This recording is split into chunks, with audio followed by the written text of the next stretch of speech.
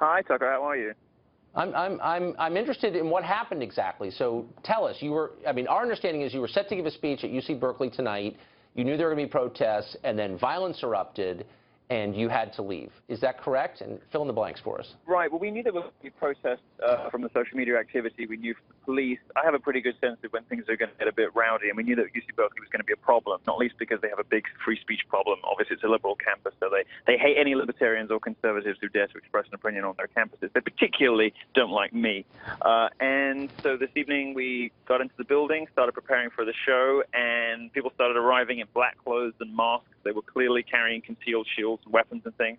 And then stuff started being hurled at the building. There were rocks being thrown, various other things being thrown at the building. Eventually, the ground floor was breached, and I was evacuated. Who evacuated you? My security detail. I have an excellent team of Navy SEALs, various other people, and some of the police from the, local area. Tell me if I'm misreading this, but this looks like the nightmare scenario. This looks like political violence designed to squelch opinions the perpetrators of that violence disagree with. Am I reading it correctly?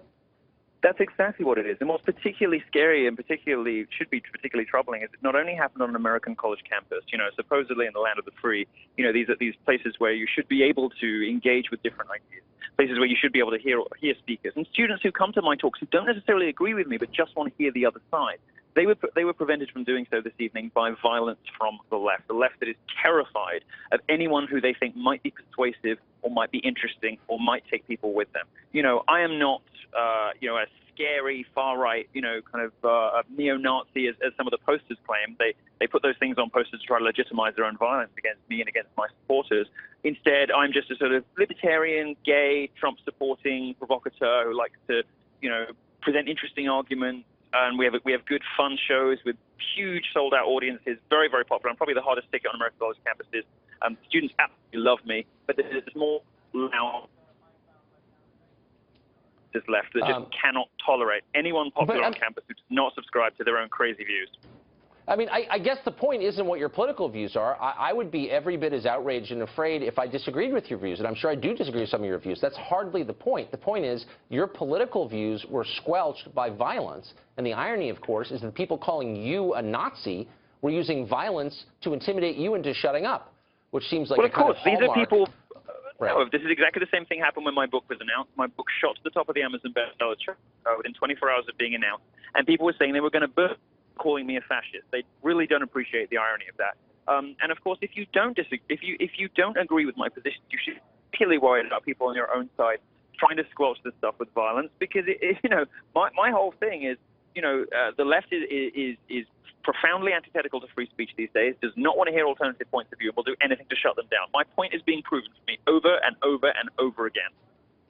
It's remarkable. Milo, will you stay with us? We're going to reset into the Hannity Hour, but we want to keep you there. So I want you to stay with us.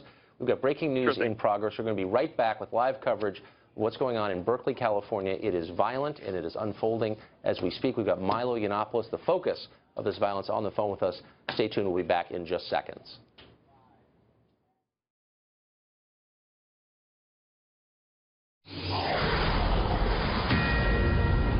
I want to open this with a Fox News alert. Massive protests and rioting have erupted at the University of California at Berkeley. Demonstrators have forced the cancellation of a speech by Breitbart News' Milo Yiannopoulos. Demonstrators have set fires. They burned vehicles. They launched fireworks at the building, threw rocks, trying to breach the doors in an effort to cause chaos, and that they did. They drove Milo, the speaker, from the scene. Police are apparently on the scene. We haven't seen them in the videos. We do have Milo Yiannopoulos by phone with us, though, right now. So, Milo, just to recap for viewers who are joining us right now, right at the top of the 10 o'clock hour Eastern time, we know you're out in California. Give us just a quick recap of what just happened. Absolutely. Well, I have a college talk, which is very popular, always oversubscribed, and people love to come and listen to my contention that free speech is under serious threat on American college campuses from the progressive left, from the social justice left. Well, once again, and we had similar things happen at UW Seattle and UC Davis, they have proven me right. Violent left-wing protesters stormed the building and forced me to be evacuated by police and by my security detail this evening, preventing me from giving the last speech in my tour. which was supposed to be exactly about this problem. So, heavily ironic and very, I think, self-defeating for the social justice left. Now, Trace Gallagher had given us a detail, and I want to check its accuracy with you. He had said that the university system, the UC system, had told you that you had to pay the security costs. You had to have security because of the threats you got from the anti-free speech agitators outside. But rather than making them pay for the cost of security, you had to bear it. Is that accurate? Well, this happens everywhere you go, and a lot of people don't know about this. It's a new kind of censorship, a sort of slippery tactic that American colleges use. They only ever level it at conservatives, only ever speakers they don't like. At the last minute, they impose massive security fees on the students who have invited you. So what they'll basically say is, oh, by the way, you have to come up with $6,500 in 5 days' time, or you can't have this speaker. And they wait right until the last minute to do it. Now, in this case, they absolutely did this again at UC-Berkeley. Fortunately, we had a private donor, an anonymous donor, who did not want to be identified for fear of reprisals from the social justice left, come in and say, I will cover this because this is absolutely outrageous. But it happened at UC. It happened almost every college, that is in the UC system does this. It's a trick they try to pull. They did it at UC Irvine as well, twice, I think. They try to pull this trick every single time. The students are wise to it, but these are 19-year-old kids. They can't always come up with $6,000, $7,000, $8,000 with 5 days' notice. And they do this, strategically. They do it at the last minute, and they do it on purpose to try to derail events where conservative speakers are going to be present.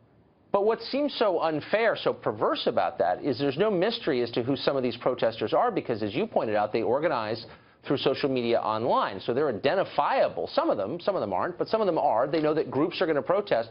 And so the school could assess them the security fees, but instead they're blaming you for the violence against you? Yes, exactly. And it's this sort of Kafkaesque cycle the left always engages in, like feminists who sort of bait men into saying mean things on Twitter and then immediately turn around and play the victim. They create precisely the problem that they say they're there to fix, legitimizing their own position by being the bad actor in the first place. American higher education, these universities have pandered to this social justice, have allowed students to muddy the waters between idea and action, between speech and action, by endorsing this sort of language like safe spaces, student safety. No one's safety is at risk from different opinions. No one's physical safety is endangered by political ideas, from a speaker on campus. But universities have sort of allowed this stuff to happen, even in some cases encouraged it. And then, as you correctly say, they punish speakers who are the victim of precisely what by pandering to social justice, pandering to third-wave feminism, and pandering to Black Lives Matter. So if you're just joining us now, I just want to reset really quickly. This is the top of Hannity. We're going to be joined by Sean Hannity in just a minute. But an outbreak, a troubling one, of political violence tonight in Berkeley, California, over a speech by Milo Yiannopoulos, who's a well-known author. And you're seeing vehicles burning in the street. You're seeing rocks thrown. Apparently what were fireworks. We haven't confirmed that, but something sounded like fireworks. And it might have been firearms. Unclear at this point, and no obvious law enforcement presence. What about that, Milo? We have Milo on the phone here. We heard from Trace Gallagher that law enforcement was responding, and of course that makes sense, but we're not seeing any evidence of law enforcement in any of these videos. Can you shed some light on that? Well, the extent to which police assist on these occasions varies widely. I mean, I remember when I was speaking at DePaul University, the university administrators told Chicago PD not to intervene when protesters stormed the stage, snatched the mic, and swung for my face. And that was 6 months ago. Universities have had a long time to come up with responses to this. And by and large, there seems to be some weird policing strategies going on. I mean, I can only tell you what I've heard from my team and what I saw this evening. It seems like it was a very hands-off approach until the very last minute. Let it burn, let them wear themselves out, and we'll only intervene at the very, very last moment. I'm not in a position to speculate. I don't want to cast aspersions or to engage in conspiracy theory, but it did not seem to me as though, everything was being done that could possibly be done to allow this event to proceed. Well, the videos certainly suggest that you're right. Again, we don't see anybody trying to hold back the crowd or stop the fires. And I will also say that it was the police, as far as I can tell, who made the call to cancel the event. The college Republicans and the university administrators had not made that call. I certainly hadn't made that call. I would have proceeded with this event in almost any circumstance, unless there was a significant threat to my audience or my team. But it was the police who made the decision. We should be clear that police departments across the country take their orders from elected officials, and they don't necessarily make these decisions autonomously. And I don't want to overstate the significance of this. This is a peaceful, nice country filled with peaceful, nice people. But there does seem to be an escalation of this kind of political violence, and that's exactly what it is. It's political violence designed to prevent people from giving their political opinions. Do you see that? Does this kind of thing appear to be escalating in the last couple of years? Absolutely, and I think a lot of these protesters know they can't get at the president. You know, they know they can't get at Trump now because now he's the president. You know, even when he was the president, like before that, they can't really get to him. So they pick the next best target. I'm a very outspoken speaker. I'm a big fan of his. I annoy, you know, the feminists and the Black Lives Matter guys probably almost as much as Trump does, certainly on college campuses. So they go for the next best thing.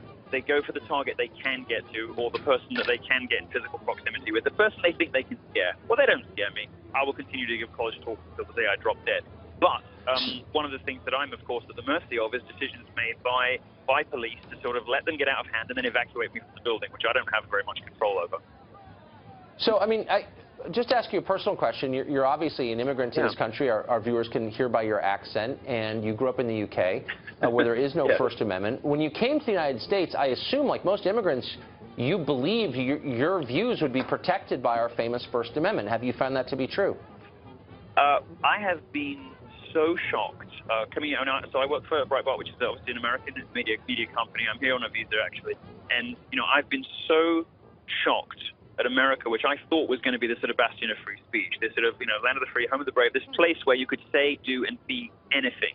And I've discovered that, in fact, you know, higher education, American college campuses really are some of the most oppressive places for free expression and free creativity of anywhere that I have experienced anywhere in Europe. And let me tell you, some of Europe is very censorious. I mean, there are places in, you know, there are police forces in various bits of England that say, oh, misogyny is going to be against the law. You can't be offensive on the internet or we'll arrest you.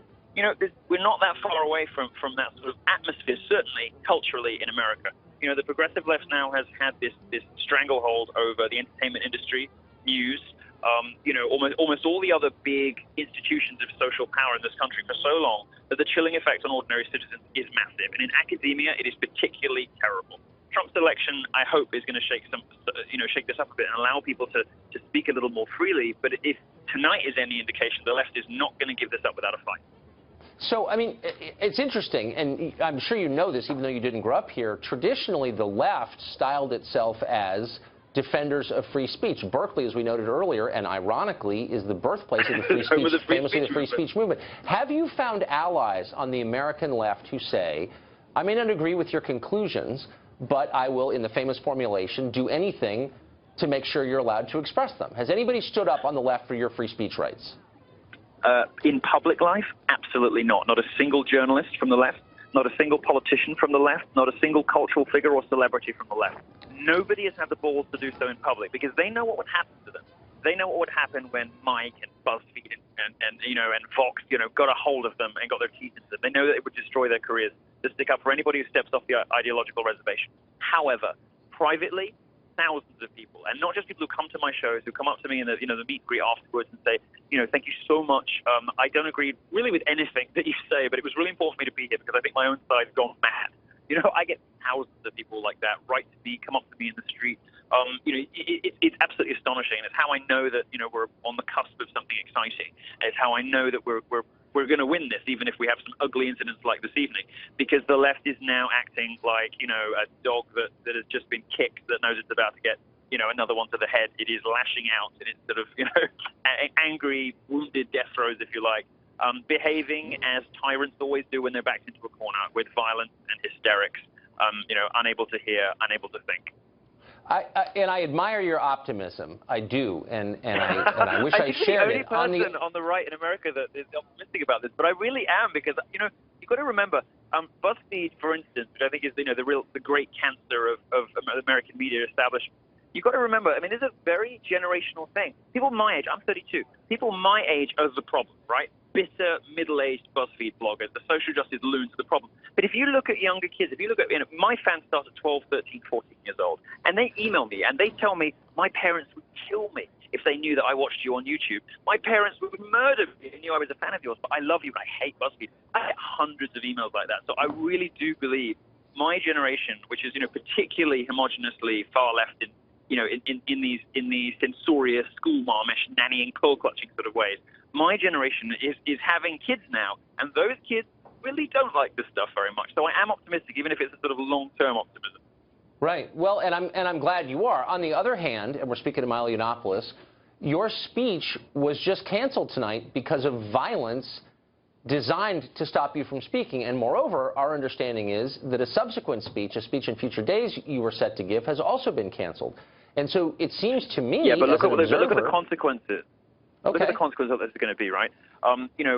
University of Missouri pandering to race hustlers and hucksters. What was the result? Alumni donations went down by 30 million and had to close 2 dormitories because admissions went down so much. There is a consequence to these institutions. The American higher education marketplace is exactly that, a marketplace, a competition for students. And I get letters all the time, and admittedly, all I can do is tell from, the wave of stuff that comes in my inbox.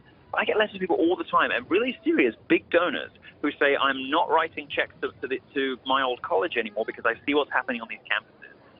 When this stuff hits the news, like tonight is now national news, and every network is carrying it. When stuff like this happens, people start to ask questions, and they start to reconsider sending their kids to these colleges in the first place, donating to these colleges, and whether these colleges deserve the revered position that we afford them in society. I think, tonight is odious and a horrible spectacle and very humiliating for American higher education. But I would like to think that it will have a silver lining. I like to think that that good will come of it, and that was the purpose of my tour in the first place. My purpose of my tour was to go out there and see really what the limits of free speech on American campuses really were. And I found that actually you can't say very much at all without people getting upset.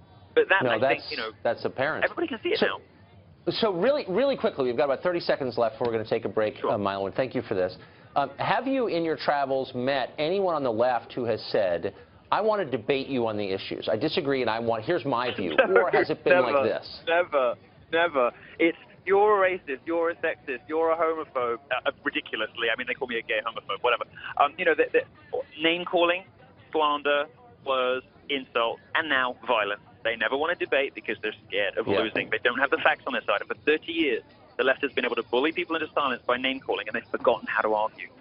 Yeah, I've certainly discovered that. You're watching pictures of a group of thugs committing political violence at the University of California at Berkeley. Milo Yiannopoulos is on the phone. You'll stay with us, Milo, I hope. We're going to take a quick break, Sure. and we're going to be back.